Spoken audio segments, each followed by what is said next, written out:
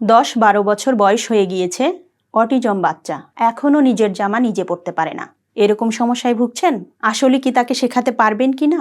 আসুন জেনে নেই আসলে শেখানো যায় কিনা। নিজের কাজ নিজে করা অটিজম সফলতার এটাই মূল চাবিকাঠি। তো আপনার অটিজম বাচ্চাটি যদি একদমই নিজের এডিএলসগুলো নিজে করতে না পারে, তাহলে সেক্ষেত্রে কিন্তু সে যে সফল হচ্ছে, স্বাভাবিক জীবনযাপন করছে, এটার নিশ্চয়তাটা নিশ্চিত হলো না। আমি উম্মে সাইকা নীলা, কনসালটেন্ট অকুপেশনাল থেরাপিস্ট, দীর্ঘ 18 বছর ধরে বিভিন্ন ধরনের স্পেশাল বাচ্চাদের জীবন মান উন্নয়নে সহযোগিতা করছি।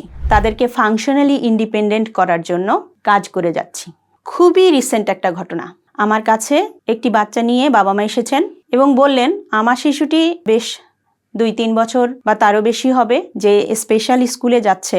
টিচাররা আমাকে সবসময় বলছেন যে আমার বাচ্চা তার নিজের এডিএলসগুলো সবগুলোই পারে, স্কুলে থাকা অবস্থায় সবগুলো কাজই সে পারে, কিন্তু বাসায় এসে আমি দেখছি যে না, সে আসলে নিজের কোনো কাজই নিজে করছে না, সম্পূর্ণরূপে আমাকে করে দিতে হচ্ছে। এই ঘটনাটার কারণ কি আপনারা কি জানেন? এটা হচ্ছে যে তার জেনারেলাইজেশনের অভাব, অর্থাৎ সে যার সাথে শিখেছে এবং যেখানে শিখেছে সেখানে সে কিছু পারফর্ম করতে পারছে, কিন্তু বাসায় যে সে ইন্ডিপেন্ডেন্ট হবে, বাসায়ও যে তাকে নিজের কাজটা নিজেই করতে হবে মা বাবার সাহায্য ছাড়া, সেটা কিন্তু সে বুঝতে পারছে না।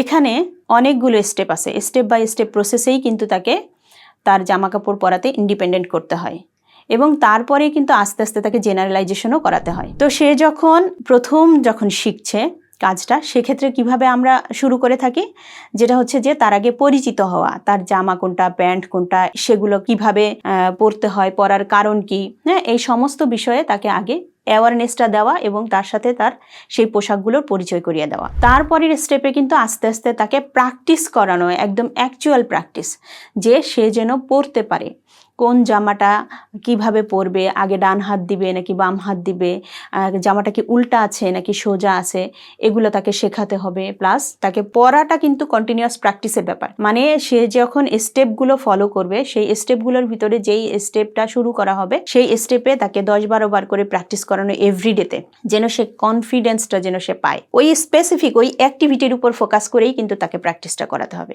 প্র্যাকটিস করিয়ে করিয়ে করিয়ে তারপর তাকে শেখাতে হবে এবং শেখানোর পরে যেটা হলো যে তাকে আস্তে আস্তে ছেড়ে দিতে হবে যে তুমি এখন শিখেছো, তুমি এখন পারো, তোমাকে এখন নিজে নিজে করতে হবে। নিজে নিজে করতে গেলে তার কোনো স্টেপে হয়তো ভুল হতে পারে, সেই জায়গাটাতে ফিজিক্যাল প্রম্পট বা ভার্বাল প্রম্পট দিয়ে বাবা মা কি করবেন, সেখানে তাকে কারেকশন করে দিবেন এবং তাকে সেই নিশ্চিতভাবে সে যেন পারে সেই হেল্পটুকু তাকে করবেন। এভাবে করে ধীরে ধীরে ধীরে ধীরে কিন্তু তাকে এই জামা কাপড় পরানোতে ইন্ডিপেন্ডেন্ট করানো সম্ভব। তো এই যে বাসায় প্র্যাকটিসটা যে করতে হবে, এইটা অনেক সময় বাবা মা বুঝতে পারেন না।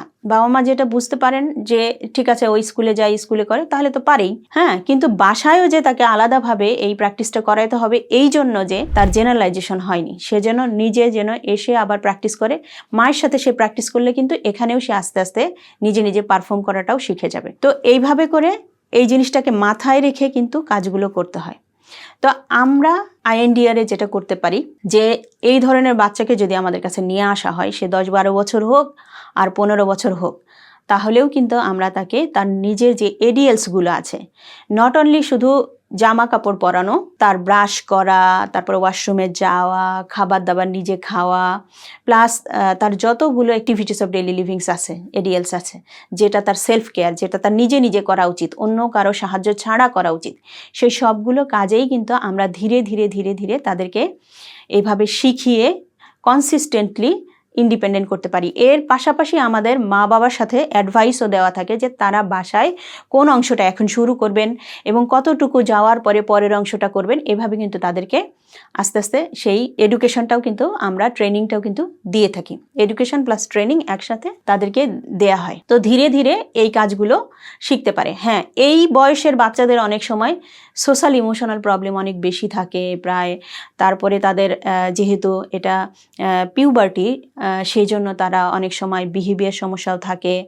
ইমোশনাল রেগুলেশনেও সমস্যা থাকে। তো এই সমস্যাগুলোকেও তারা কিভাবে আস্তে আস্তে করে কমিয়ে আনতে পারবে, সেজন্যও কিন্তু আমাদের এখানে আমরা নন ইনভেসিভ ব্রেন স্টিমুলেশন ব্যবহার করে থাকি, যার ফলে বাচ্চা খুব সহজেই যেন আস্তে আস্তে বাবা মার কথাগুলোকে রিসিভ করতে পারে এবং তাদের ইনস্ট্রাকশনগুলো ফলো করতে পারে এবং তাদের সাথে কমপ্লাই করতে পারে। তো আমাদের কাছে আসার পরে আমরা কিন্তু এরকম 2-3 বছর সময় যদি পাই, সেক্ষেত্রে আমরা একটা বাচ্চাকে ইন্ডিপেন্ডেন্ট করার জন্য সর্বোচ্চ সহযোগিতা করি। আপনারাও যদি আপনাদের বাচ্চাদেরকে ইন্ডিপেন্ডেন্ট দেখতে চান, অর্থাৎ তারা যে নিজের সম্পূর্ণ কাজ নিজে নিজে করবে, এরকম যদি দেখতে চান, তাহলে কিন্তু আমাদের সাথে যোগাযোগ করতে পারেন।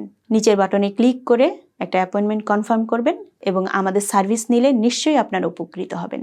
ধন্যবাদ।